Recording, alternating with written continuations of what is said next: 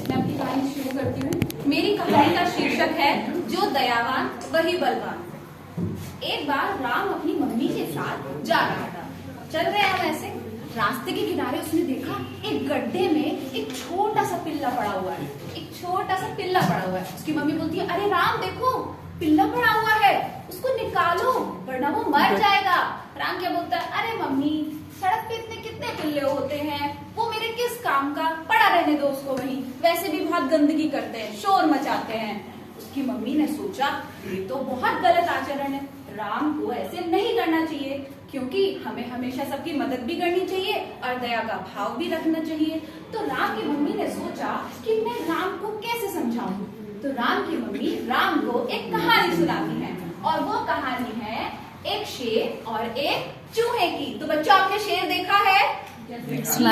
Photo में देखा होगा, सर्कस में देखा होगा। शेर जंगल का राजा होता है, शेर जंगल का राजा होता है। और चूहे भी देखे हैं आपने?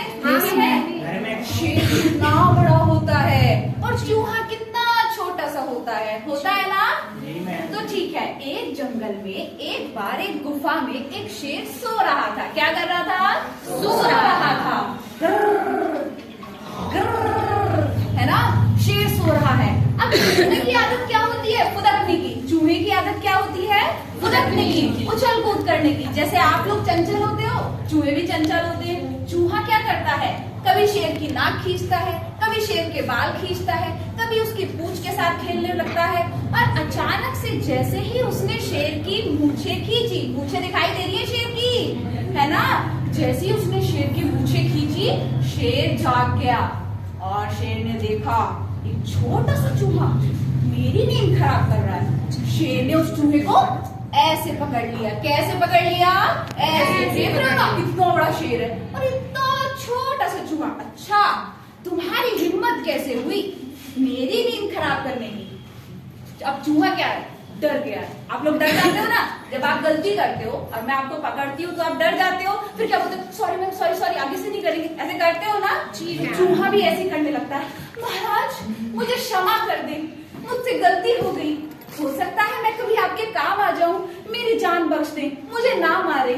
शेर सोचता है अपने मन में, ये इतना छोटा सा चूहा है और मैं इतना बड़ा, मैं जंगल का राजा, ये मेरे किस काम आएगा? लेकिन वो फिर भी मन में हंसता है और कहता है चलो ठीक है, इतना छोटा सा है, जाने देते हैं, माफ कर देते हैं। तो शेर चूहे को माफ कर देता है और जाने देता है। कुछ दिनों के बाद शेर जंगल में टहल रहा था। वो तो जंगल का राजा है, वो तो कहीं भी टहल सकता है। तो अचानक क्या हुआ, एक शिकारी आया और उसने शेर को एक जाल में फंसा लिया। किसमें फंसा लिया? जाल में। अब शेर इतना बड़ा, जाल बहुत मोटा, शेर कैसे निकले बाहर? वो डर रहा था। शेर को भी डर लगता है ना?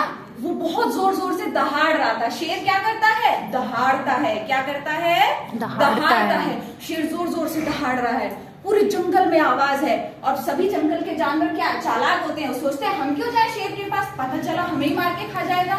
चूहा सोचता है महाराज ने एक दिन मुझ पर दया की थी और मुझे उनकी मदद के लिए जरूर जाना चाहिए, हो सकता है किसी मुसीबत में हो। जैसे ही चूहे ने जाके देखा, अरे महाराज आपको इस जाल में किसने बंद किया? आप 1 मिनट रुकिए, मैं अभी आपकी जान बचाता हूँ। और चूहे ने फटाफट मिनटों में अपने पहले दांतों से, दांत दिखाई दे रहे चूहे के कितने तेज होते हैं, फटाफट जाल को काट के और शेर को आजाद कर दिया। शेर खुश हो गया। तब शेर ने सोचा कि मैं तो इसको इत्तू सा समझ रहा था और आज देखो इसी ने मेरी जान बचा ली। तो इस कहानी से हमें क्या शिक्षा मिलती है कि एक सच्चा मित्र वही होता है जो मुसीबत में हमारे काम आए। चूहे ने एक सच्चे मित्र की तरह शेर की मदद की तो वही तो उसका सच्चा मित्र हुआ, बाकी जंगल में किसी जानवर ने उसकी मदद नहीं की। दूसरी शिक्षा क्या मिलती है? हमें कभी भी किसी को अपने से छोटा नहीं समझना चाहिए। हर छोटे से छोटी वस्तु की अपनी उपयोगिता होती है। तो देखो छोटे से चूहे ने इतना बड़ा जाल मिनटों में काट दिया।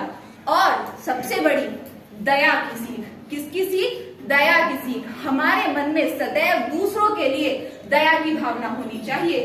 तो इसी कहानी से सीख लेते हुए राम को समझ में आया कि हो सकता है ये पिल्ला कल मेरे किसी काम आ जाए, तो राम जाता है और पिल्ले को गड्ढे से निकाल कर ले आता है और फिर दोनों दोस्त बनकर साथ में रहने लगते हैं। Thank you.